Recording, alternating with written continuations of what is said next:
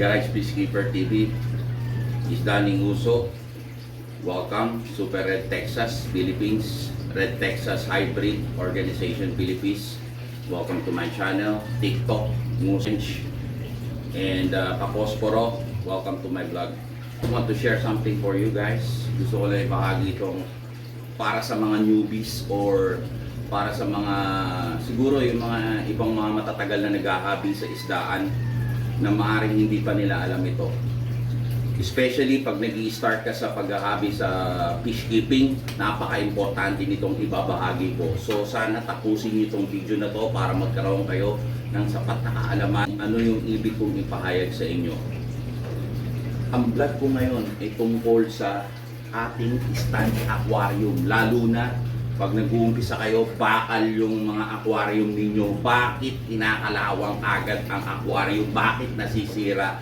Gumagastos tayo na napakalaking halaga dito sa mga aquarium stand natin, nabubulok agad. Samantalang yung mga iba, alam nila yung ginagawa nila, hindi sila nabubulok. Ngayon, ito yung ibabahagi ko sa inyo. As of here now, nakikita ninyo tong ano ko, itong stand ko ngayon na to. Inano ko siya, nilinis namin ng anak ko, pinrimer, pintura, tapos kahoy, papatungan nyo ng kahoy. Mas maganda kung marine plywood, mas matibay sa basa.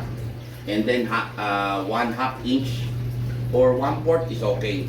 Now what is the purpose? Anong purpose ng plywood na yan? Kasi kung mapapansin ninyo, pag kayo naglagay ng bumili kayo ng mga aquarium, meron siyang styrofoam na parang 1/4 lang yung nipis. Pag nilagay nyo yan agad, lalo na ang aquarium stand, bagong pintura, mga ilang buwan lang, pagkatapos ng ilang taon, kalawang na yan. Tapos pag tatanggalin ninyo yung aquarium ninyo, napakahirap tanggalin dito sa stand. Bakit? Dumikit na kasi nababasa, kinakalawan, dumikit, nasisira yung styrofoam. Ngayon, itong itinuturo ko sa inyo, proper way para tumagal ang aquarium stand ninyo. Dahil napakamahal ng aquarium stand. Ito po para sa inyo, para magkaroon kayo ng munting kaalaman, lalo na yung mga nag-uumpisa sa newbie dito sa fish keeping, para mainggan nyo kayo, hindi kayo mawala ng gana kung continue yung yung paghahabi ninyo, walang hassle. So pagdating yan sa andyan na yung aquarium stand niyo, ipapatong niyo yung plywood, marine plywood 1/2, tapos eksakto niyo lang yung sukat na yan, saka niyo ilalagay ang styrofoam. Yung sukatan niyo yan, yung tamang sukat na yan, puputulan ninyo kasi wala naman tayong pang 100 gallon na styrofoam. Putol ninyo, eksakto, sabay, lapag ng aquarium.